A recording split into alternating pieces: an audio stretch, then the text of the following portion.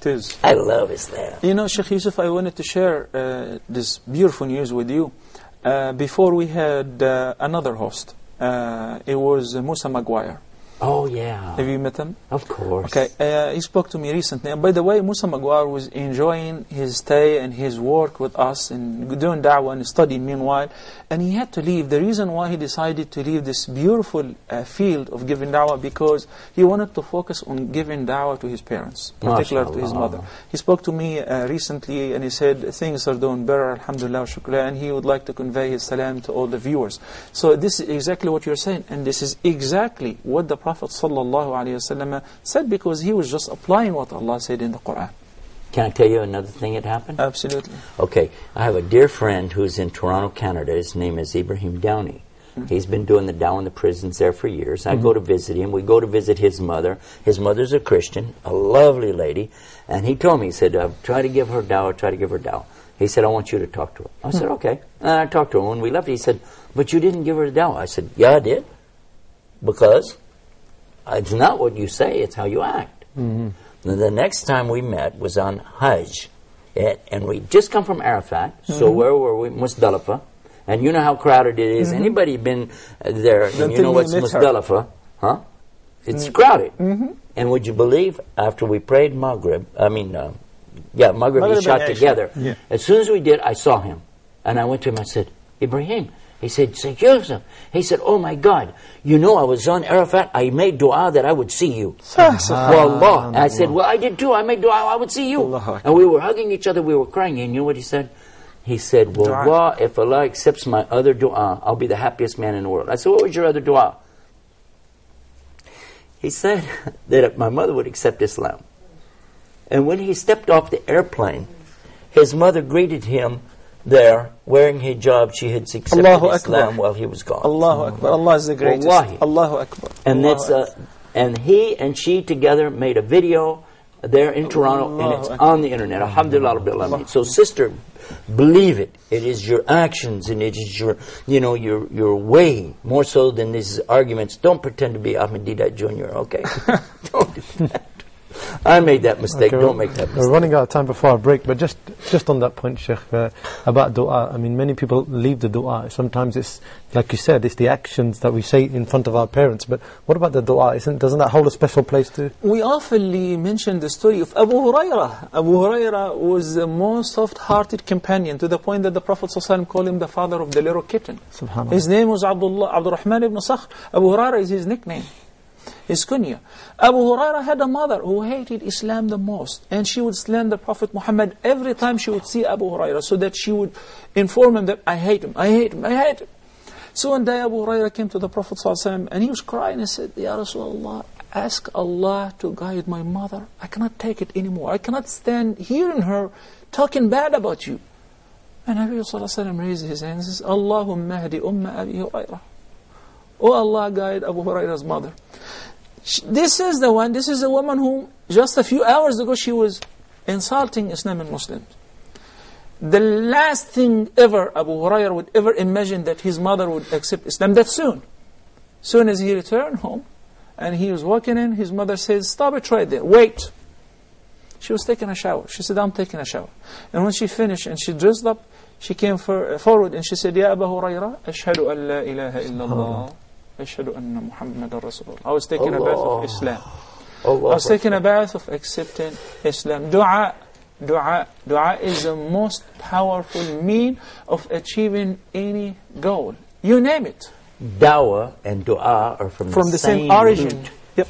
And so you make dawah in the day, but make dua in the night. And that waters the seeds that you plant. Just let your tears run down and say, Allah, help them and guide them. Because Allah guides, not us. That's the problem we have. We think we're doing something. We're not doing it. Allah is doing it. Sheikh Yusuf, I love this phrase so much. Let me reiterate it. You make da'wah during the day and make dua in the night. Allah, may Allah bless you. I got that from one of our brothers from Pakistan. I love that guy. Alhamdulillah. MashaAllah. Jazakallah khair. Okay, we have Sister Salama from the United Arab Emirates on Ask Huda. Sister, your question please. Assalamu alaikum wa rahmatullahi wa barakatuh. Wa alaikum assalam wa rahmatullahi wa barakatuh. I'm really so happy to see Sheikh Muhammad and Sheikh Yusuf Jazakallah. mean Sheikh Yusuf and Sheikh Muhammad. Muhammad. All of you, all the Huda TV, mashallah. May Allah accept it from us. I love all of you for Allah. Alhamdulillah. I benefit so much from you, so much. And everywhere I go, I say, watch Huda TV. Jazakallah. May Allah accept it from us. I just want to tell you, please take your Huda TV to India, Pakistan, Kashmir, in their language, because people are going on ignorance too much. Very good. Please, I Good. beg you all, take in their language, because they don't understand English, take in their language. Make dua, sister, and Allah will make it happen. I'm praying day and night. I'm praying day and night. I want you all to pray for them. Ameen. Inshallah, may Allah accept it. Because they cannot follow Islam in a nice way, because all of the mixture of the kafir around them. Please pray for them and take in Urdu and Kashmir language, please. Okay. Okay, I want you all to pray for my mother also, to take her for Hajj. Okay. Okay, sister. Allah make it Please easy pray for her for to perform Hajj. And pray for my mother and my sister For the to do Muslims, hijrah in a Muslim country. Ameen. Please pray for them. Okay. And I'm very happy with you all. Allah bless you all, inshallah. Jazakallah, sister. Allah give you Thank you so Jannat much. Allah al-Firdaus, yahfadhak. inshallah. Jazakallah khair. Assalamu alaikum wa Alaikum rahmatullah. salam. Jazakallah. Wa alaikum Assalamu assalam alaikum wa wa rahmatullahi wa barakatuh.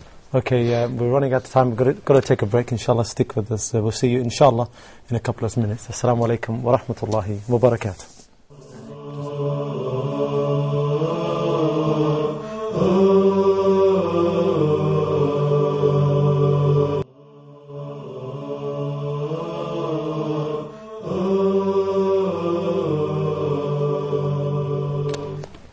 Assalamu alaikum wa rahmatullahi wa barakatuh. Welcome back to Ask Huda. Let me remind you of our telephone numbers quickly. It should come up on the bottom of your screen. Country code is 202, then it's 38555, 248 or 249. Okay, straight away we've got a call. We've got Brother Muhammad Abdurrahman calling from Egypt. Brother, you're live on Ask Huda. Your question, please. I think we've lost that call there. Okay, brother, if you could call back, we'll put you straight through. Sheikh, I've got a question from Brother Abdullah. Okay, and he's calling from the internet. You said Abdurrahman, Muhammad Abdurrahman? Yes, Muhammad. That's the name, well, that's a common name. That's the name of the guy who gave me Shahada. I think maybe it's the same guy. Nah, there's too many people named that here in this place. We'll Go see. ahead. He's inshallah going to call back and we'll check that with you. Wouldn't that be something? That'll be something That amazing. would be great. inshallah. Okay, Brother Abdullah asked a question about hostility towards the honor of the Prophet sallallahu alaihi wasallam. Sallallahu Now alaihi we see this wasallam. hostility. It's going in many countries. Got these cartoons. A'udhu billahi min dhalik. From these, we ask Allah to stop these things and to honor our Prophet sallallahu alaihi wasallam. Many people are finding difficulty with this, like we should do. Living in the West, it's very difficult. What advice would you have, Sheikh? This is something very near and dear to me as any Muslim, because we don't like anybody who's going to insult our Prophet sallallahu alaihi wasallam. And it's very difficult sometimes for us to restrain ourselves, because you're talking about a person who is more to us really Parents, our family, than Jesus is to some of the Christians. And we don't worship Muhammad, but literally we, and I'm not joking when I say we practically worship the ground that he walked on, because we go to that area to do our tawaf. We go to the area where he walked to do sa'i between Safa and Marwa. So really, we worship the God that he worshipped, to the extent that the Prophet is so beloved to us. We love the ground that he walked on. Well, I'm not joking. Yeah, absolutely. We practically, so it's something that when anybody says anything about Prophet Muhammad sallallahu alaihi wasallam, this is a good way to get in big trouble that you can't get out of with Muslims, because we have such respect, love, honor for him. At the same time, though, I have to caution myself and all of us as Muslims that we're not allowed to go beyond the boundaries of Islam. Correct. And as much as somebody would say this or that or draw a cartoon of him today, you have to remember that at the time he was alive, people did much worse than that. Well, he was in sajda. They put the entrails of a camel on his back. And when he got up from that, did he get up and go out with a sword and start chopping heads? No. And when people insulted it, one time, there was somebody who came and instead of, he said, Salam alaikum, to people to give peace, these people said, Salam alaikum, which is like a death of poison be on you. Something like this, And so his own wife got upset about that. So she started saying, and death on you, and the curse of Allah, and the curse. And he said, no, take it easy. Take it easy. Just say the same to you. That's Yeah. all. Just say, وَعَلَيْكَ. And Allah accepts our dua and does not accept theirs. So when they say, Assalamu alaikum, or death be upon you, He only answered, and upon you. Yeah. That's it. Well, the thing that I'm trying to get at now is that we are Muslims who are very much in love with Prophet Muhammad sallallahu alaihi wasallam. So much so that you notice we always say sallallahu alaihi wasallam, alayhi wassalatu wassalam, and because we know that this is something to do as Muslim, to say peace be upon him. But at the same time, you have to realize these people are ignorant. They do not know. They do not understand. For the most part, they are really ignorant of the facts. So let us at least consider that the Prophet ﷺ wouldn't react that way, and he didn't react that way. People were very vile to him, mistreated him and his companions in such a way that for 13 years they weren't even allowed to fight back, other than just normal self-defense. That was it, in 13 years. So how are we, we're not even giving these people a chance. So what's hold on a second. That's the thing I'm going to say. No, what do there's you do a but that goes with this. In the case of the one who knows, in the case of the one who's continually doing the same thing over and over, and they're taking advantage now of you, thinking, okay, you're just going to roll over and let me do that. No, I don't go along with that, and I'll show you what I'm talking about. We went up to Denmark, and we had a special program there, and then we televised it, and we brought all of these journalists and photographers and the picture drawers together. We fed them. We gave them a feast and a banquet, and we gave them scholars who came, Jamal Badawi, the sister Yvonne Ridley, and myself, and I think we had Imam Qasim was there. We had a lot of people there. And they were doing their best to explain kindly, gently, giving out free booklets, pamphlets, Qur'ans, whatever they would like to know, ask any questions. And when it was all over with, we said, okay, we did our best.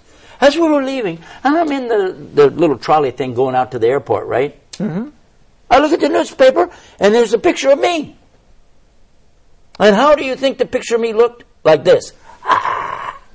I'm thinking, I never made a face like that. How did they get such a face? Have laugh. No, what they did, they were taking pictures. They take about 100 a second. Yeah, 100 a second. And when I was playing with the children, and I was talking to them like this, and they got, and they put on there that here's a quote from them saying, we said that we came to kill all the Jews and Christians. Oh my God. The very thing we told them the Quran doesn't say that is not a teaching of Islam, and they said the opposite. So what do you do now? Wait a minute, I'm not done. The next picture, on the next page, there's 3 women totally covered up head to toe, and it says, and this is the oppression these Arabs are doing on these Muslim women, that kind of thing. They give it, They're giving it the whole. There were no women dressed like